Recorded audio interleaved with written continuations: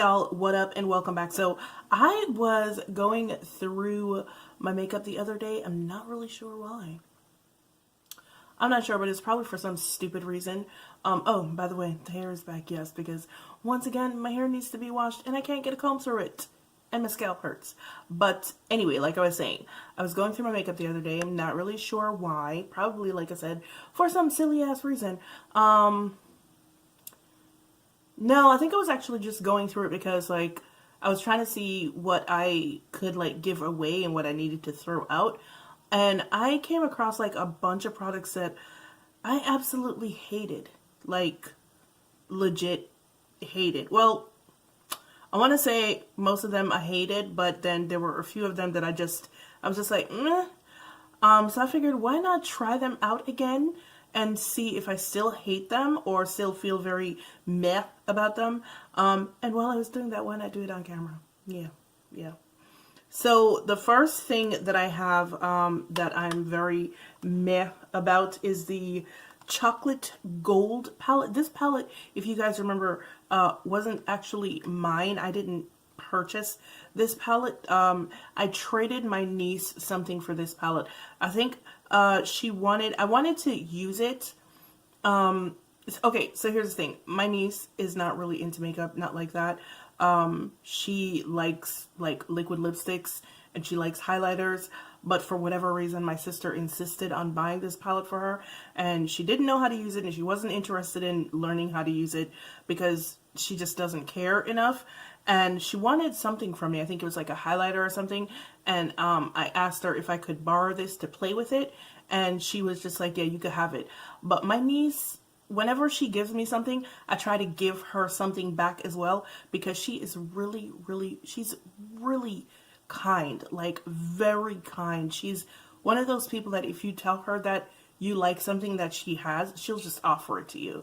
So anytime she gives me something, I try to give her something back as well, just to balance it out, to let her know that she doesn't have to just give people things. Like people, she should expect to get things from people as well. You know what I mean? I don't know if I'm explaining that well, but I hope you get it. But anyway, I traded this with her because I wanted to see how the palette worked, and she said just go ahead and keep it because I'm not going to use it anyway. And I really like this palette. I like the shimmers in this palette. They are some of the best shimmers that I've ever used. They're like really multi-tonal and multi-dimensional. The problem for me with this palette is that it only has 4 mattes. And there are, what, 18 shades in here? I mean, technically you can use satin shades in your crease. That's not an issue, but generally speaking, I don't like to do that. But I guess I'm just going to go ahead and do that today because I just kind of want to use it. And then if it doesn't work out, then I guess I'm just going to give this palette to, I don't know, somebody else who can use it. The products that I'm going to be using today are products that I don't hate anybody enough to give them to. You know what I mean? Or, yeah.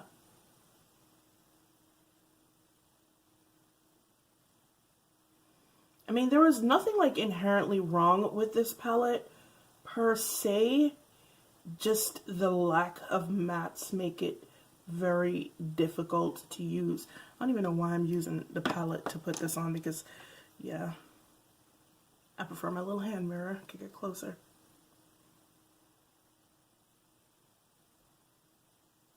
I also kind of low-key feel like this palette, the mattes are more suited to someone my niece's complexion.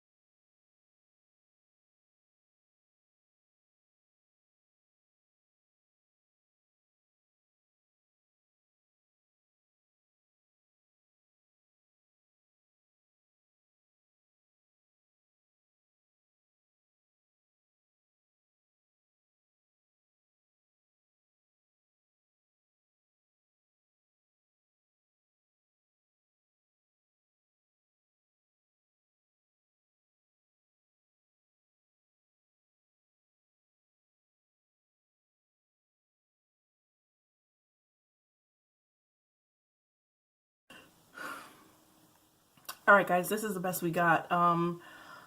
Yeah, I still don't like this palette. Yeah, I always wondered why I didn't see this palette making the rounds more on YouTube and being more incorporated in people's looks and stuff like that. And it's because it's just not like a standalone palette. Like, we're used to going into multiple palettes to create a look or whatever, but like literally this is an accent palette. Like, I don't know, I gotta figure out something to do with this palette. I'll find somebody to give it to, but yeah, still hate it. The next thing that I absolutely cannot stand is this Lumilayer Primer Fresh from VDL. I had gotten a sample of this earlier this summer from Look Fantastic. One thing that I hated about it was this is a sample size, which is a pretty decent size, but it comes like this. The other thing that I had hated was the fact that I had to basically knock it out of the bottle like this, which hurts. But not just that, it's supposed to be like a luminizing primer, but it kind of goes on, and you probably won't be able to see it on camera, but it goes on and it leaves like these little flecks of I don't know what the hell they are on your skin.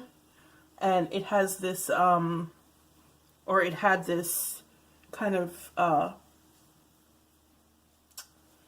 sunscreenish type cast to it, and then it really broke my foundation down when I used it this past summer.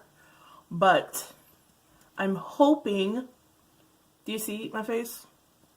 It looks like dumb shiny right now, and not like in a nice glowy way, but just like greasy, oily, whatever. So I'm hoping that it was because it was the summertime that it was acting like that. The one thing I did like about this though is that it didn't have any scent to it. And VDL is a Korean brand, so it's kind of sort of skincare. You guys know how I feel about that. By the way, I have a video on how exactly why I feel the way I feel about skincare in makeup type stuff. It's going to be coming up shortly.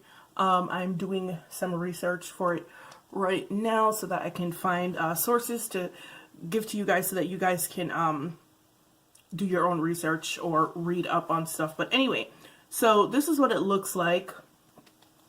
I feel like it never really sets though. Now, y'all remember this? Yes, I still have this stupid ass foundation. This is the Becca Skin Love Primer in Amber. I had gotten it, I want to say, did I get it earlier this year, like at the start of the summer or something? I don't even remember. But I had tried it, and if you guys remember, it was not cute. So I'm going to try it with a beauty sponge to see if it does any better. But if you guys remember, it wasn't just the color that was a little bit off for me. It was just really cakey and didn't look great. But you know, everybody was raving about it, so let's try it again and see.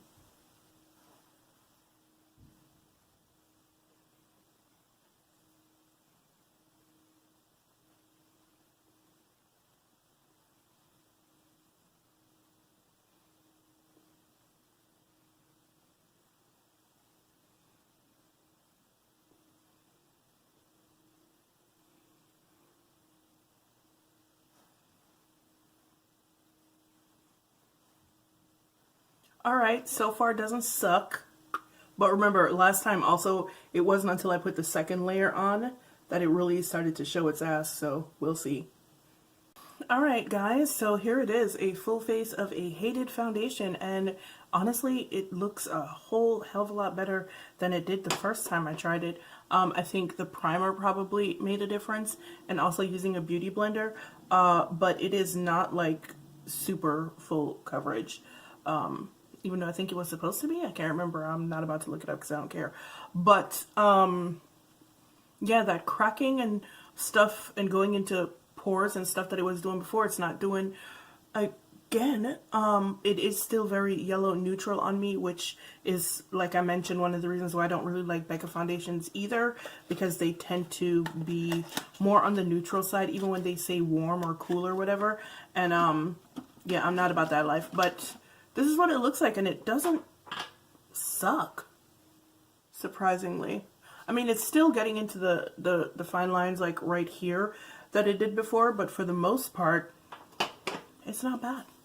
It's not bad at all. Alright, so the next thing that I'm going to try is the ColourPop No Filter Concealer. Remember, I had tried these and I absolutely freaking hated them because they creased almost instantly on me. I threw away the darker one, so I'm going to wind up doing a very brightened under eye, apparently. And, you know, I was thinking about it before, and if I were a brighter person, I would have done this at night when I didn't have to go out. Yeah. But anyway, here we go.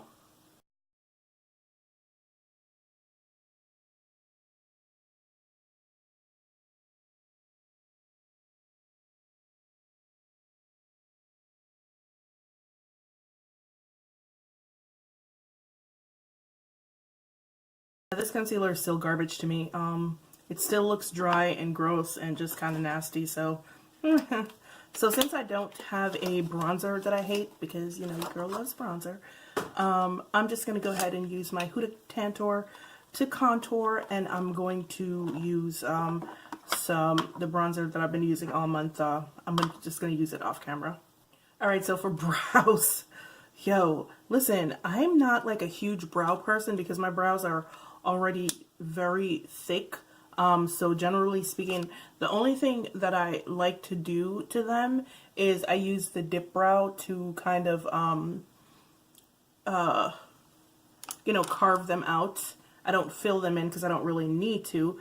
But I had bought this NYX, what was it called? The 3-in-1 crayon brow pencil. Sorry, I'm reading the French side like an idiot. The 3-in-1 brow pencil. And it was just a lot. It really was a lot. So there is this side is like a spoolie with like brow gel, like a tinted brow gel on it. And then there was a pencil side. There was a pencil side that I used up the pencil side, but it was really like this much. But the other part of it I never really used. And then there was a powder, a brow powder. And the spoolie side on the brow powder I've never really used because, like I said, my brows are super thick and I wind up looking like I have caterpillars on my face. But we're just going to try it today.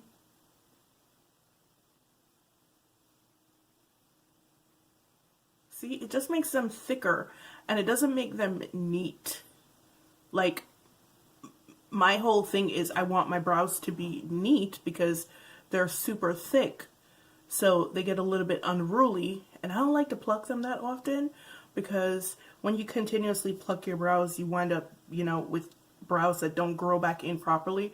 So most of the time I'm just really looking to make them look neat and not actually thicker and darker than they already are. And of course, mission not freaking accomplished because, yeah, let's see. Yeah, this is a lot, man. Alright, I guess this is going into the bin. Whatchamacallit, I don't have any eyeshadow, mascara that needs to go out. Like, my eyes are mad sensitive, you guys know that, so I don't play around with that stuff too much. But yeah, I do have some, the L'Oreal.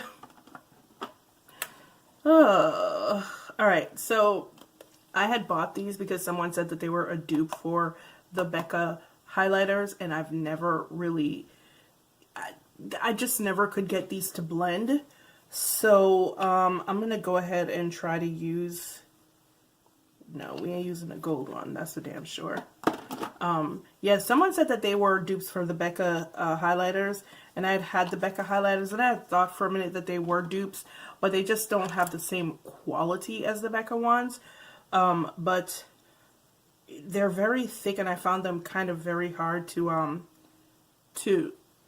apply, and they also don't blend particularly well. I don't know if you can see already, it's kind of like lifting my foundation off of my face, and they dry dumb quick. So maybe I don't hate these as much as I thought I did. Yeah, no, on second thought, I still hate it. Part of the reason why I had hated them also is because unlike the Becca ones, they emphasize texture. Like you can see, like, all my texture is emphasized right here. Nah. It's gonna be a no for me, dog. It's gonna be a no for me. Anyway, so I think finally, I have these. Well, no, not finally. I have one more thing. I have these cream blushes from, I told you, Makeup Atelier Paris. I don't like the brand, but I had gone through a phase where I wanted to try everything that they had. So I had gone to Beautylish, and, well, not gone, but I had bought these two cream blushes from Beautylish. But they're terrible. Like, I don't know how to explain the level of terrible that these are. They're not super pigmented. I had bought two shades. I had bought American Rose and Ambering Rose. And at first, I thought that Ambering Rose would make a really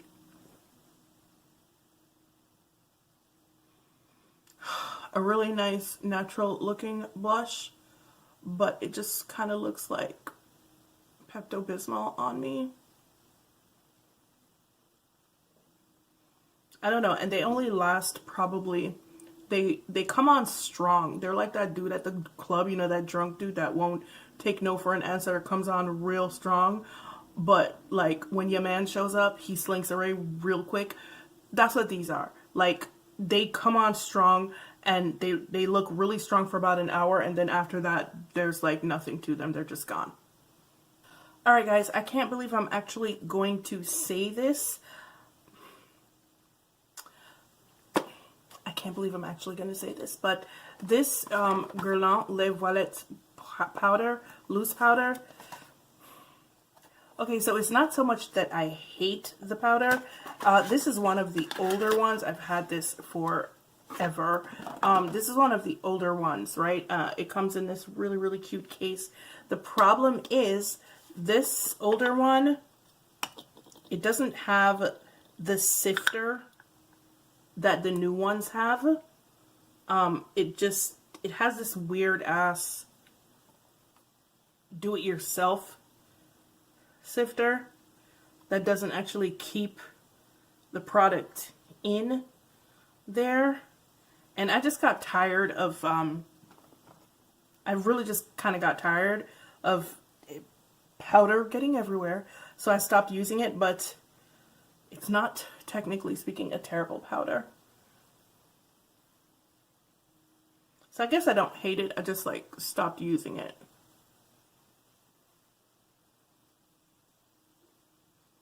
I had depotted some of it and put it in another container, and then I just, like, forgot about it. So, an $87 powder. Just forgot about it. This is why I'm on a no-buy.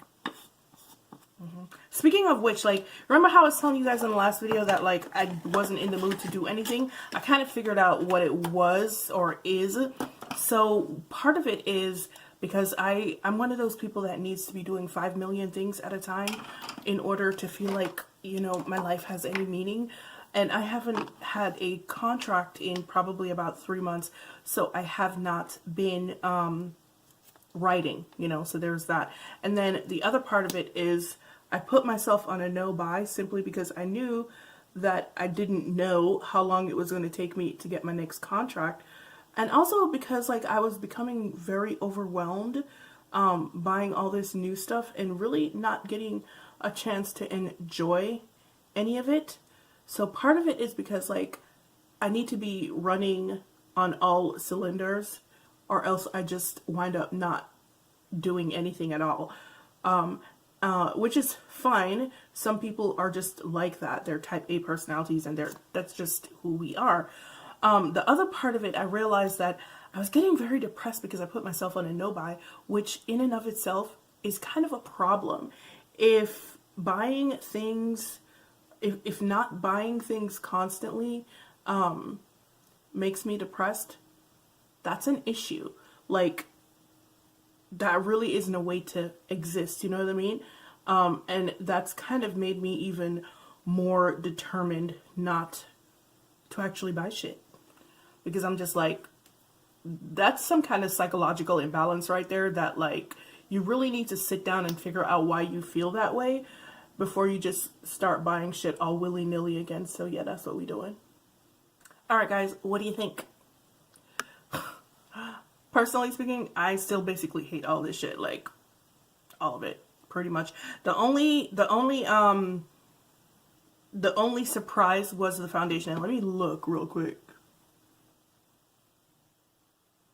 I mean, I still look dry like I did last time, but, and you know, my lines are more pronounced than they usually are, but it looks a lot better than it did last time. Honestly, if I'm being completely honest about it, it doesn't look as patchy and it doesn't look as gross as it did last time, but I'm still really not a fan of it.